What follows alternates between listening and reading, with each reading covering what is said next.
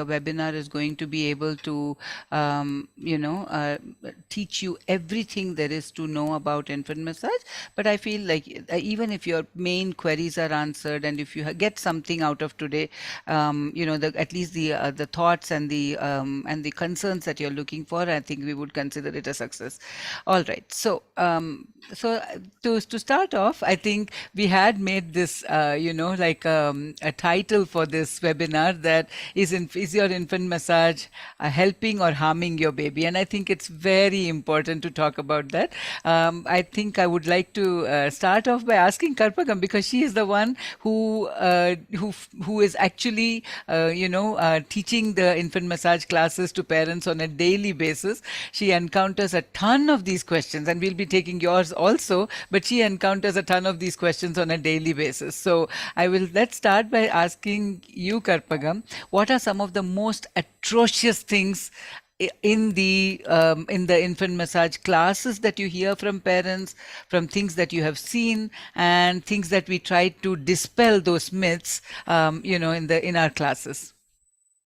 So one of the very common and it's all babies will cry during massage and bath. So it's normal. Normalizing that babies will cry during massage is one of the biggest myth or harmful practice even.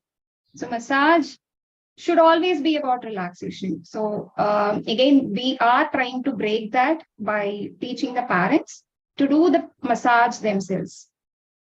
So other common practices, like harmful practices, one of the very commonly said, like, pouring hot water onto the baby will make the baby sleep longer. So this baby will be crying because of the hot water, and people will be like, if the baby cries a lot, the baby will sleep longer.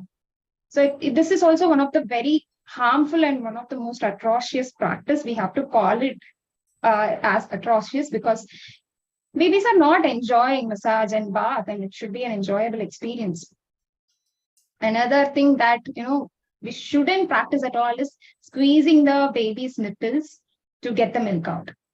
So this is something often asked by parents because they see them the swelling around the breast area. Even other things, they have that intuition acting out like, this is not right. But the squeezing the nipple, there is a fear factor associated with it. The elders will be like, baby will get bigger breast if you're not squeezing the milk. And the parents don't have any idea whether it is true or not. So they believe it and accept this practice. And we do encounter parents telling that, babies are undergoing, not every baby, but some babies are under the risk of breast abscess because of this one single practice that we can totally avoid. This is the swelling of the breast is very normal in a newborn, that we don't have to squeeze the milk out. It is it is a physiological thing that is happening in the baby because of the maternal hormones. So if you leave it as it is, it will settle on its own. So these three top the list ones. Top the list, right? The other things that that I think you have heard, and I definitely hear all the time, that is basically that the baby is getting stronger when we do certain movements, right? So it's like I forgot to bring my doll over here. I'm hoping that okay, there you have it. So that the baby is becoming really stronger by moving the arms and legs behind. Exactly, one of them is like this, and then they talk about really getting the hips to get it in and out. So a little bit above, little bit if you can raise it, and no, just even the flexion and extension, so that again can cause quite a bit of damage to the baby. And understanding also that what is the reason why we are doing both the massage and the movement. I think this is so important. so many times when we look at the traditional malish walis and all of that, and in a minute we will also talk about what are some of the benefits. I think we should not throw out the baby with the bathwater in terms of just taking that all the practices are bad. For example, our traditional way of sitting on the floor and getting our legs out in front of us and putting the baby on there is such a beautiful way of also connecting, also to because we are able to then give the baby's nose. Like for example, if the baby is on a bed, and we teach our infant massage classes saying that you can put on any surface, but being on the leg allows for the baby good mobility as well. So I think there are good practices, but for the most part, the and I'm sure many of you have seen these videos floating online, like the mom is hanging one arm or one leg, or they are pulling up both the legs and kind of shaking the baby back and forth, or both arms the baby is hung up by, and then they are kind of stretching the baby in such a, it's almost saying that the more you exert force onto the baby, the better the strength is going to be. And there is absolutely no truth to that, because ultimately what is the movement telling to me? When you and I stand on the floor, our proprioceptors from the feet, from the ankles, from the knees, and each one of our joints have these proprioceptors. They are basically giving us information as to where our body is in relationship to the space. Whereas for a baby who is lying down, the only dimension that they have for their entire body is that space where they are lying down. Now, the question always is that if we never moved the baby, would it be okay? And the answer to that is of course not, because you do want the baby to be mobile. You want to prevent inactivity. You want to of course get the baby to be making eye contact and using the parts and the muscles of the body which otherwise you would not use. There is also a good debate about how much to swaddle the baby, and I think maybe we can talk about that in a minute as well. But at the end of the day, to me the movement in infant massage is more about letting the baby understand where are the parts of my body, how am I using it, and sort of getting that perspective that, oh, that's my toe. And we usually ask the parent to describe it when you're massaging the foot. This is your foot. There is each part of the body that we say. We usually say, take permission, show them the body, part of the body, massage it alongside, and then close by saying, this is your foot. So that neuronal connection is being established. And another big thing, which I think every parent understands, but I will reiterate, is the maximal neuronal connections are happening in the first 2 years of life. So all these things, whether it is eye contact, whether it is talking to the baby about body parts, whether it is feeling the sensations, and skin is the biggest organ of the body. And skin, the sensations in the skin develop starting in utero. The baby's gut is being massaged by its swallowing function. Externally, the body is being massaged by the amniotic fluid. So touch is an integral part, and how we touch and how non-violently we touch, because I want to bring that up. All of these are literally being violent with the baby, right? So how non-violently we touch is so important for the baby to understand not only those principles of safe touch and understanding parts of the body and who touches what part and so on and so forth, but also to feel good about it. When we take away that feel good and say, I, the adult, is going to violently do things to you, mentally thinking that this is going to make you strong, we are causing so much more harm than good. The other thing which I wanted to sort of ask you, Karpagam, and then I can also throw it out to the audience here. But the other thing that we hear is about shaping of the nose. What do you hear in your classes?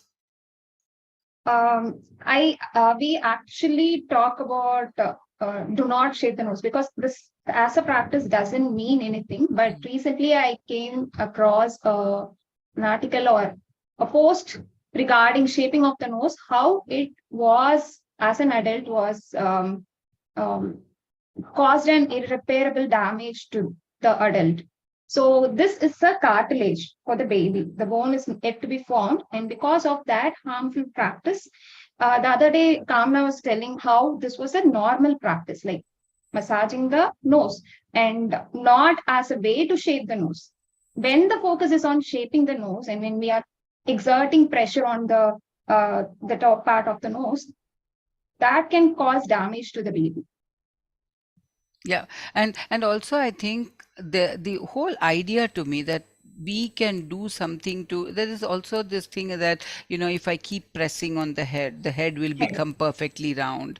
I can make the nose sharper. The question is, do you understand that why baby's nose nasal bones and the shape of the nose is slightly flatter? Do any of you understand that? I want to just throw out a question to you. Do you understand why the nose is a little flat in babies? Yeah, So that they because don't it helps suffocate. Sorry? it helps in breastfeeding. How does it help in breastfeeding? They don't Because suffocate the when they are breastfeeding. Exactly. So because when we are approaching from below, especially when we are approaching from below, the nose is the head is pointed upwards, and the nose is really free. So it is so very important that you understand that there is a certain shape of the nose, and of course there's also genetics, right? So it is not that we are looking at shaping the nose in a certain way. And like Karpagam said, there's real life incidents when you're pulling on something, pushing on something, and it is making, actually causing harm rather than good. Similarly, there was years ago. Thank you. Yeah, I wanted to bring my doll in, and I was desperately hoping that somebody would read my messages. Anyway, so there was this grandmom. Thank you so much. There was this grandmom who was sitting in one corner of the birth room after the baby was born and constantly doing this. Yeah, so she kept on doing this, right? And I was thinking for some time a little oil, and kept on doing this. And I looked at it for a while, and I'm not sure what she's doing. And I asked her, and the answer was that I'm trying to close this, right? I'm trying to close this. I'm going to trying to make the bone strong and close it. Do we need to close this? No, right? The baby's brain growth happens in the first 2 years, and these fontanelle are open for a reason. There is a soft spot here. All of you must have noticed, right? And there is a soft spot at the back, not that noticeable, but is there. But if we are pouring oil and thinking that this is going to close it, I don't know where all these myths came from. So somewhere along the line, some of the practices might have been good, but the practices are now that, okay, now somebody has handed me, this is what I need to do, and ideally there should not be any pressure put on the soft spot at all, in that sense. And then pouring oil over here, is it going to absorb straight into the skull? No, it is not. But do we think that massaging with oil is great? Of course it is, right? And even when we look at face massages, if you look at how the babies respond, and some of you with younger babies may have already tried it, most babies don't like a lot of touch on the face. They will manage the other parts of the body quite well, and they'll enjoy it, but when it comes to the face, they are turning, they are moving, and sometimes it takes maybe a few weeks before they start to feel it's okay, I am safe, when my mom touches, it's all right to do that. And so when we look at actually doing the facial massage, we look at doing this more, sort of trying to drain the sinuses, helping them get a better, their breathing more comfortable, and also just making sure that all their sinuses are drained. That's what we do, rather than saying, okay, let us pull the bridge of the nose, right?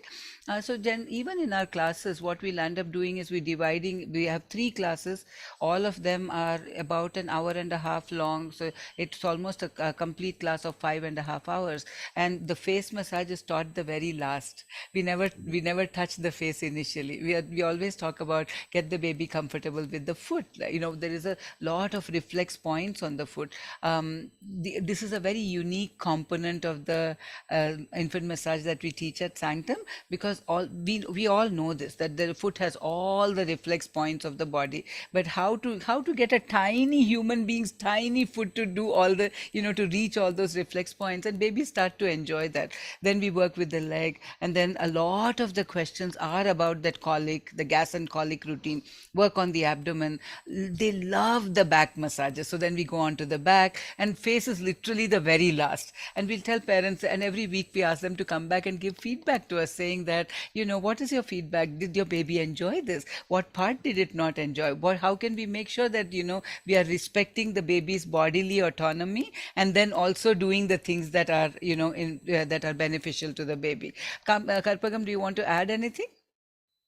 Regarding the colic, again, ma'am, colic is always related to gas pain, stomach pain. that the baby has, and we can literally see the baby is in pain, but we are not able to understand the difference between a gas pain. Yes, it could be gas, but there could be multiple reasons why the baby could be crying. Yes. And attending to only the tummy is not something we recommend. Of course, sometimes, like when the baby has not pooped, we do ask the parents to focus on the tummy and do certain strokes. But when it comes to colic and when it comes to not having the gasiness again, it's always about the whole body. We ask the parents to do the whole body massage, not just the tummy massage, which is where a lot of us don't have the answer, because I'm doing everything. Like I'm giving the colic drops, I'm doing the colic roll-ons. Next day, I'm seeing it. Yes. Yeah. So let me stop for a minute there. Do you guys have any specific questions about whether the baby feels gassy, and what have you noticed when your baby feels, I'm going to put it in quotes, gassy, because not necessarily, like Karpagam said, is everything gassiness. Nobody has an answer to what colic really is. Sometimes it's been identified as hyperstimulation of the baby. Sometimes it might be that the baby is just, because I think most of the parents, when it comes to babies crying, think that A, like baby is gassy, B, the baby needs milk, which is a whole other part of our breastfeeding conversation, right? And C, they might be even like bringing the baby to the breast, but the baby is getting cranky because, my God, I have fed enough. Now you have to have different things in your, like when we talk about, preparing for labor and birth, we talk about a basket of tools to manage your labor and birth. You have to have a basket of tools in order to manage your baby's cranky, colicky, whatever we call it, routine, right? So you guys, do you have any specific questions? If you want to raise your hand and talk about either your experience with whatever you feel as gassiness, and or what has helped or what has not helped, it would be really helpful to have a good discussion on that.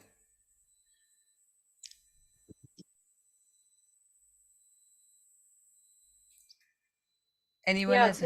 Yeah. so sometimes I felt that because he has not moved, his stomach was really hard. Mm. So since his stomach was like really hard, I tried massaging the stomach, but that did not really help. Mm. Again, the problem was that simultaneously he was also feeling sleepy. So I was really confused whether the crying is because of the sleep that he's not able to get, or is it because of the problem with the poop that hasn't passed. So I wasn't really sure. So I had to just massage and somehow calm the baby down. And then later on, he went to sleep and everything got settled. And the next day, he also was able to pass his motion properly. So all these things are really difficult when it happens at the night, because it took me some 2 hours to calm the baby down. Yes, got it. So ultimately, what did help it? That was one episode, or has it been repeated episodes? It is a repeated episode. Every time I felt after some 3 or 4 times, I felt that sleep is one thing because of which he gets irritated, and because he is not able to get sleep properly. Now the problem is that he gets stalled every now and then. So every now and then, when he is getting stalled, his sleep is disturbed, Mm. and so he gets widely awake all of a sudden, Mm. and he will start playing. But then, because the sleep is not done, he will again get cranky and he will start crying at his pitch. Mm. So that time it becomes very difficult to calm him down and even to make him sleep. Mm. So sometimes we feel that because of the gas, or might be he hasn't pooped and that is why he is crying. But then when he simultaneously also starts closing his eyes, we understand that sleep also might be a problem. But then he doesn't calm down and he doesn't sleep also. It takes a lot of time for him to sleep. Mm. So that is why I was not sure whether it is because of the disturbed sleep, or is it because of the gas. Yeah. So I think, let me take it as one part of it, and let me have Karpagam answer the other part. The part that I'm going to talk about is that it is the first thing that we tell parents when we do the class is that you are the expert on your baby and we are the facilitator. Even though we have this, we think that, we have some of the answers some of the times. Definitely we don't have all the answers all the time. So I just want to really tell you guys that you guys are doing a great job already understanding your baby. Like you're saying things like, he closes his eyes and I know that he's tired, but he doesn't know what to do with himself. So again, he gets awake. So these are observations that only you as a parent and a mom can do. No one sitting across, across the table and saying that these are the strokes you should do has that, ability to observe the baby as much. But having said that, I think you hit some of the points right on the head. One is babies can get really tired, and tiredness can cause them to not know how to get out from that tiredness and fall asleep. Secondly, night times are really challenging for most parents, new parents anyway. Night times, there is a lot of things that's going on. But one is that inside the womb, the baby has been in an enclosed space. It's been hearing the mom's, the rumbling of the mom's stomach, the flow of the amniotic fluid, the mother's heartbeat, the respirations. And generally during daytime, there is a lot of activity, there is a lot of sounds, there is almost like a white noise happening. The baby has been hearing, for example, maybe like in Sanctum, if I think what is the single most sound we hear, it's car horns beeping, because we are at the end of a crossroad, right? So if this is a house and the baby has been hearing all of that during the day, they feel relatively calm. Come night, all those sounds disappear. So there are three things with respect to babies' sleep patterns at night. One is related to breastfeeding, which I will ask Karpagam to talk about in a minute. The second is related to how they feel safe, and they might just be feeling safe with you holding your baby. And so many times as parent, we want our sleep. That's the time the baby doesn't want to sleep and wants to feel close. So we put the baby down and the baby cries again. We get the baby back here. We can get the baby to the breast. We think it might be colic and we start to massage, but the baby doesn't fall asleep. So that component is just the baby wanting to be held. And I would suggest perhaps at least 80% of the problems would be solved if the baby was held all the time. But then our grandparents, parents, everybody says, ye to aadat ho jayega. If the baby is held all the time, the baby will want to be held all the time. And we talk about a lot about this in the class as well, right? Oh, my volume has dropped. Okay, let me see.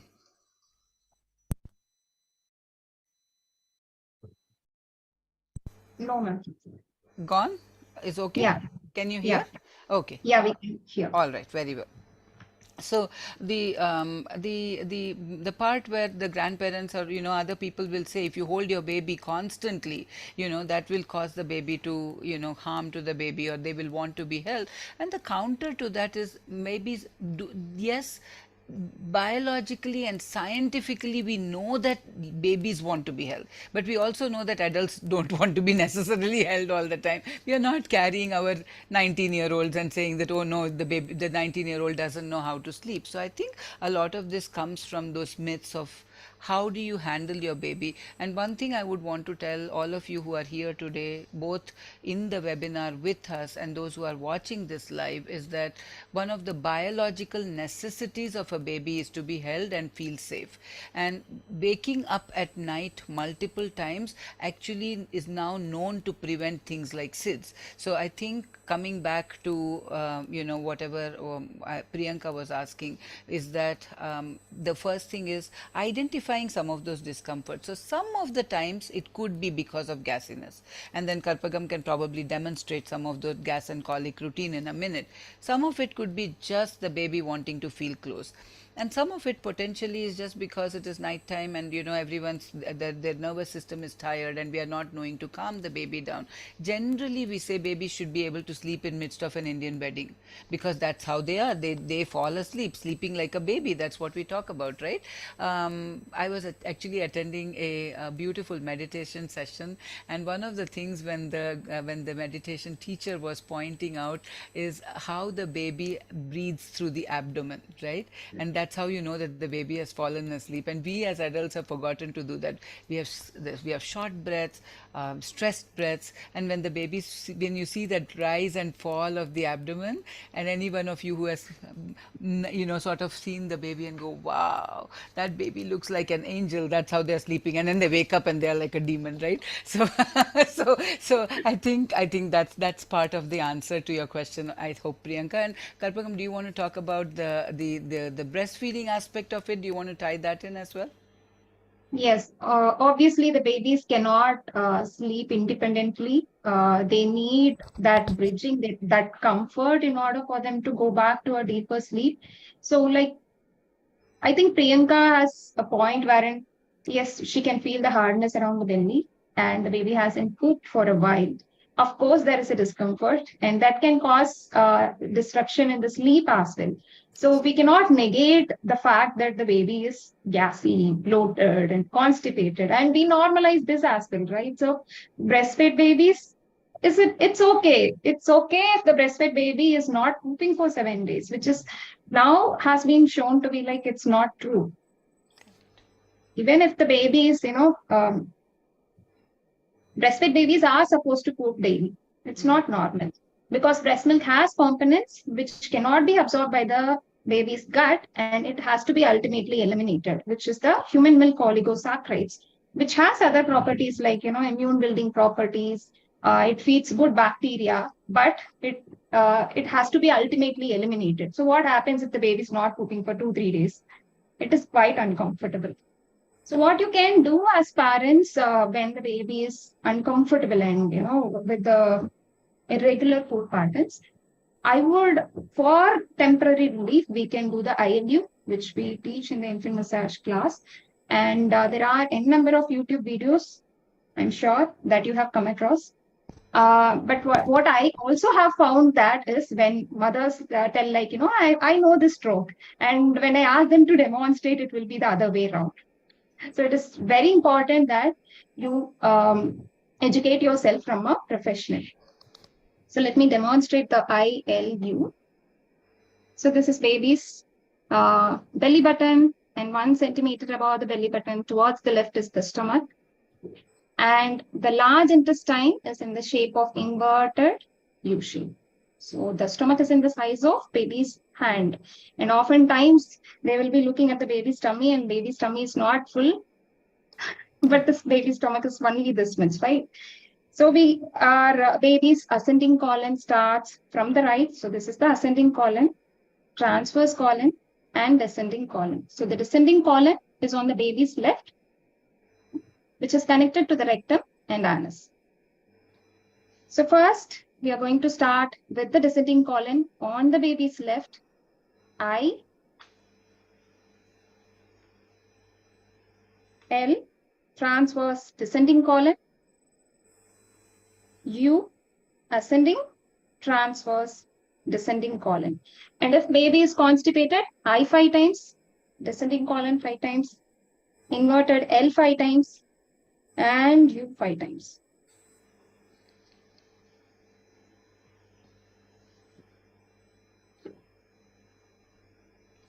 How many of you have tried the I love you massage? Anybody any of you have had a had the had seen a YouTube video, or anyone has taught you that, and have you tried it, and what has been your experience?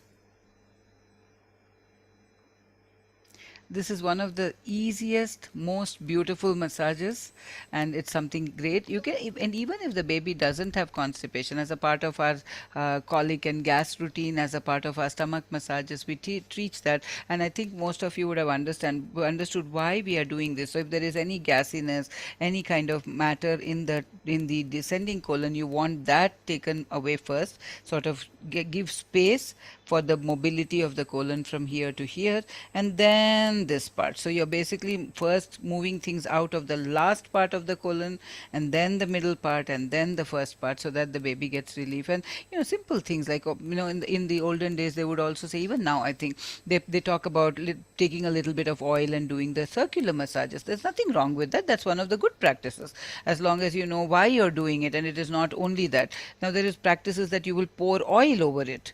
Now that may or may not work. I mean, there's nothing like, it's not like super harmful, but it's not going to give any major result as well. It's not as if the oil is just going to be absorbed through the belly button and it's going to cause an enema to the baby. So we don't necessarily want to do that. There is also practices of basically saying that, like, if the baby's belly is very very taut, then we know that there is going to be more of a pain, and the baby is not going to, even though the baby's belly is taut, they talk about breastfeeding the baby more, and we don't necessarily want to do that. When there is tautness, simple things like getting the baby into the tiger on the tree pose, getting the baby into this kind of pose where you are kind of getting the baby's legs up, just gently getting the tummy to kind of tuck in. That allows the passing of gas. Also doing things like with the mobility of the leg, kind of working with the legs like that. A single, like what do you call it, bicycling movements, Bicycle. double bicycling movements, all of these things, like really literally work to move the gas from the baby. And again, like I said earlier, the parent, you are the knowledge in terms of observing the baby. Some of these might work one day and you might say, wow, Karpagam taught a great class and today it worked, and day after tomorrow it might not work at all and you might say, oh my god, we tried all that and it didn't, and that's okay. I want to ask one more question. How many of you think that every time you massage, that should follow with a bath? What is your thought process about massage and bath?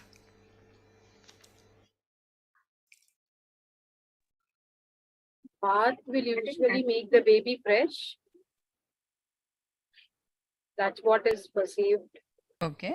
And what about massage? Do you think that anyone else also, if you want to raise your hand, please raise your hand, because we are looking for, like, we want this to be useful to you, obviously. But what about, do you feel like the massage has to be done and that has to be followed immediately with a bath?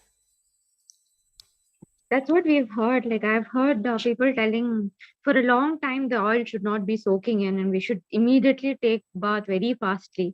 They also Or else say, the baby will catch cold. Yeah. okay. Anyone else wants to share what their experiences have been?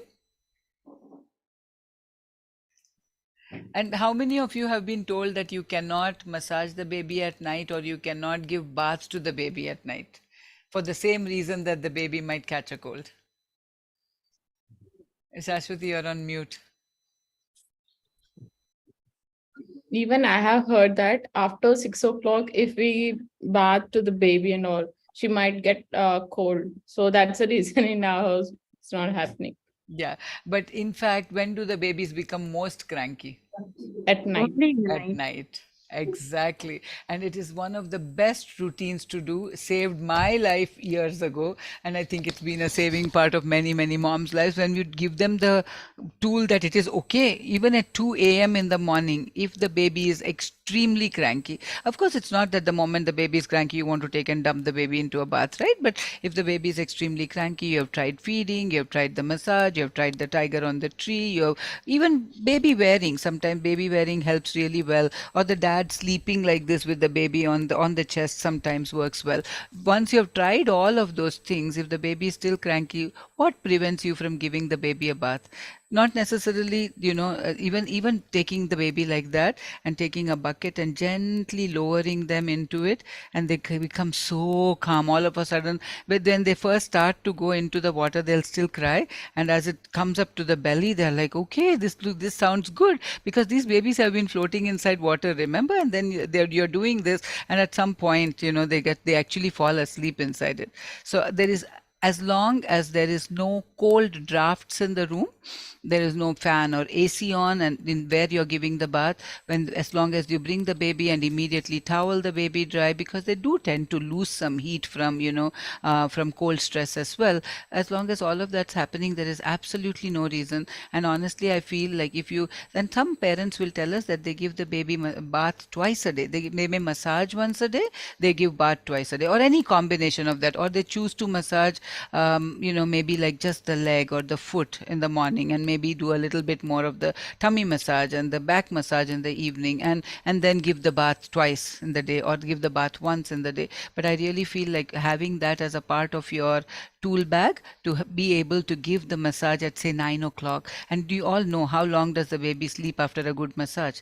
2 to 3 hours usually. Now you do that during the day, the baby is sleeping when you can't really sleep or rest or do anything of your own, but you do the same thing at night. Even say if it's 9 o'clock, 9 to 12, now you can actually enjoy maybe having dinner sometimes by yourself occasionally. It has a new mom, it's not that every time you will be able to have that thing, but having dinner, maybe even talking to your partner partner, maybe watching half a movie or 3 scenes of a movie before the baby wakes up. But it just gives you that little additional time when things are calming down and you feel yourself also calming down. And I always feel, as moms, as new parents, unless you fill your own cup and have a little rest when the baby is resting, it's really hard otherwise. So, and again, babies' routines will keep changing. I'm not saying that today at 3 months of age, if you have massaged and had the baby given a bath at 9 o'clock, it will exactly work at the 5th month. It may not, but that routine starts to establish, which is wonderful.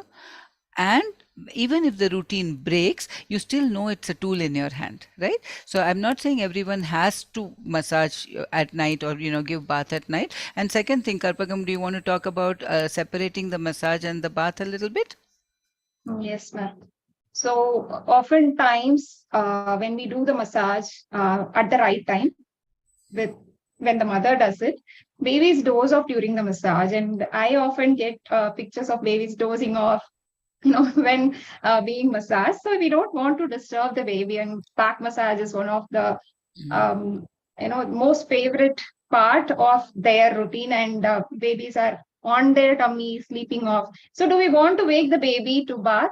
Definitely not. You can leave the baby, and when the baby wakes up, maybe you feed the baby and give the baby the bath.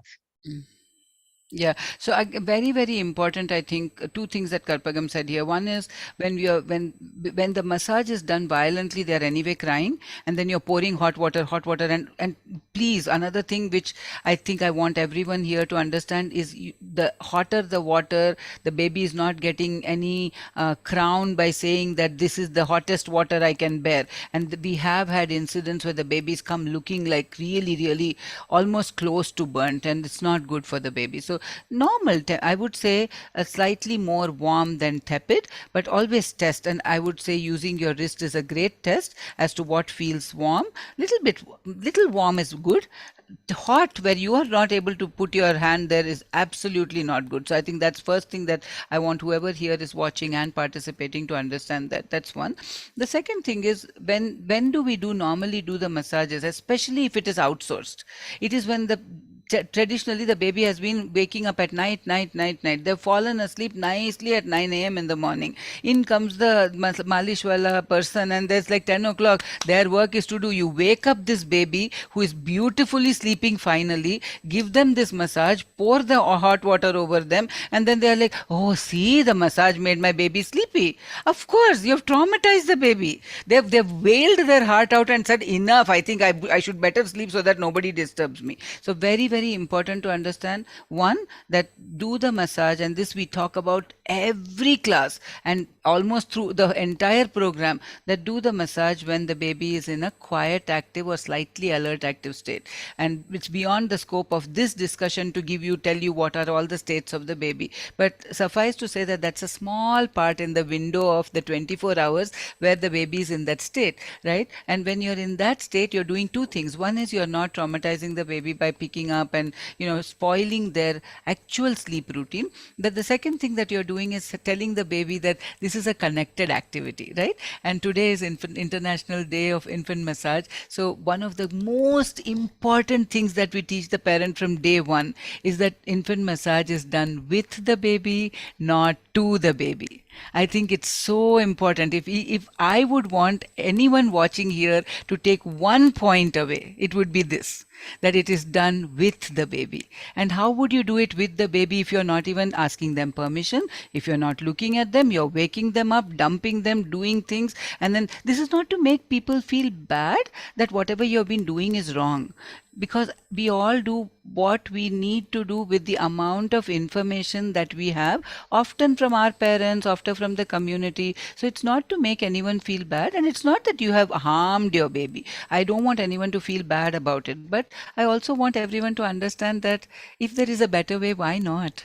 Right? And babies are the human babies are the most helpless, mammal when they are born, right? If any of you have seen a baby elephant calf being born, the calf is born and the bag of waters breaks, the mom is standing there and she will kick the calf to get up. right? So like if the calf doesn't get up, it will die. So it's they are not as helpless as we are. If the baby is left alone and we can't kick our babies to stand up, they're literally there with us. And like I said, touch is the most important communication, and really working on that communication, working on the connectedness, working on being with the baby, understanding what touch does my baby like. You're 12 or 13 participants here. Each one of you, if I were to poll you after 15 days of teaching you the infant massage program, the common theme will be that this my baby likes, no, that my baby doesn't like. You will understand that. So I feel that's the one very important part that I would say. And the second part, circling back to what we were saying, please separate out the massage and the bath. If you want to do the massage and the bath, baby is wide awake, you want to put the you want to finish the bath after the massage, absolutely no problem. But generally when they are nicely falling asleep is not really the time to do the bath immediately. You want to add anything about the massage bath routine, Karpagam? There was a question about the baby is crying during bath. How can we make it better? Mm. So babies are going to cry if the baby is hungry, cold, or sleepy. So we don't want to do it at these particular times.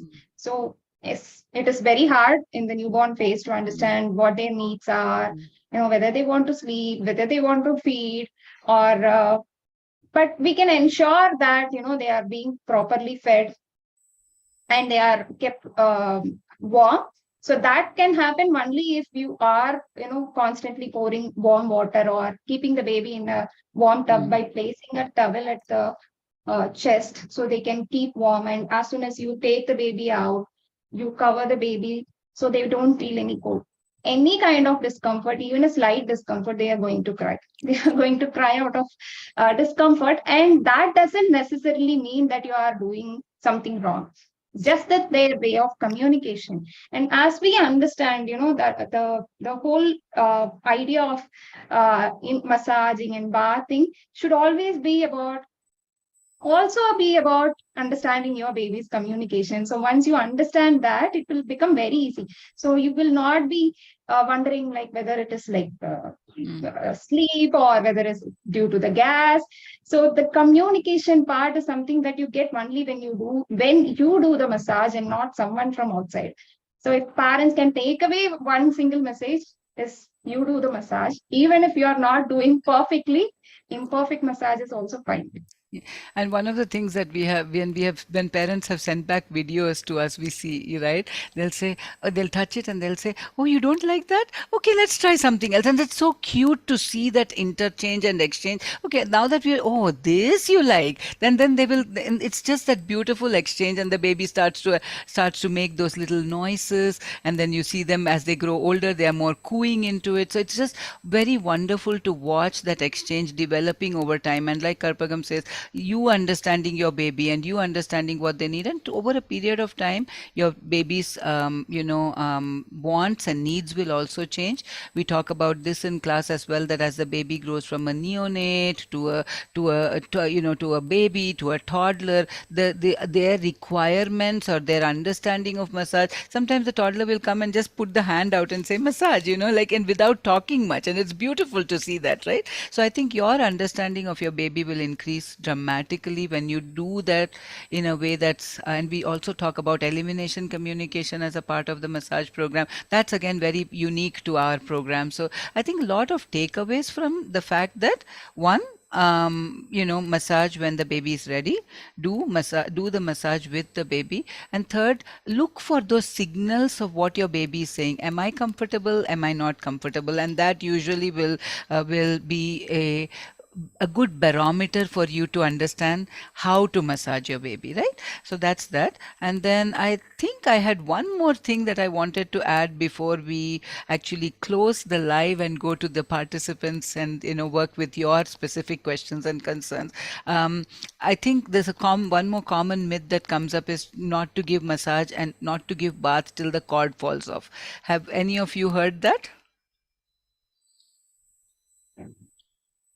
I think that's what we hear from hospitals, at least. Yeah. So it is not necessary.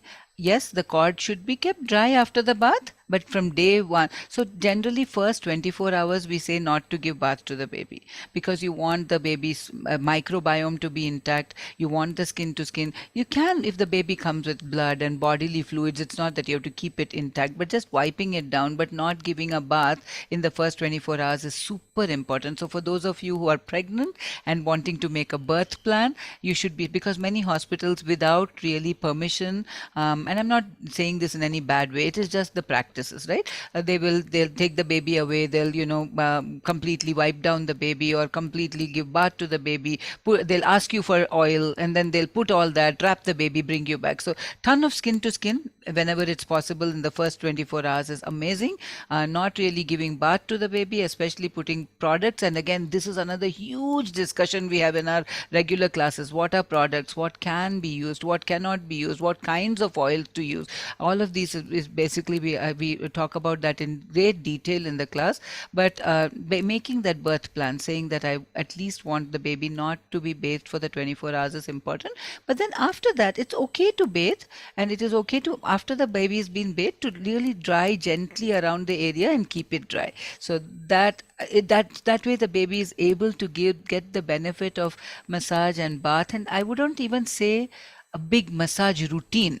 I would say more of that benefit of touch, kind touch, gentle touch, and many times the babies will have scales, and they'll have like dryness of the skin. They get the benefit of the oils with that, and then they also get the benefit of bath as well. So that's something that we definitely talk about. And wiping of the baby's tongue is another thing which people always talk about when bath. They'll put a cloth and they will try to wipe the baby's tongue. Very harmful. So while we are talking about what is harmful to the baby and what is beneficial to the baby, total harmful. The baby's tongue is coated with a little bit of white because of the milk that it ingests. They don't need somebody putting hand in mouth with a dirty cloth wiping. That's going to cause more harm than good. So in the part of the bath, avoid that. That would be my 2 cents on it. And the mouth is like sort of the saliva in the mouth that the baby has, and the mother's milk, which has only got the oligosaccharides and not the collection. Or like if you eat a lollipop and if you don't rinse your mouth, that's a very different kind of bacteria than what the baby has with having mother's milk. So not required at all during the bath process. So with unless there are any other major like burning questions right now, I would like to wrap up the live, and then we can take the other questions from each one of you parents in the private group discussion after this.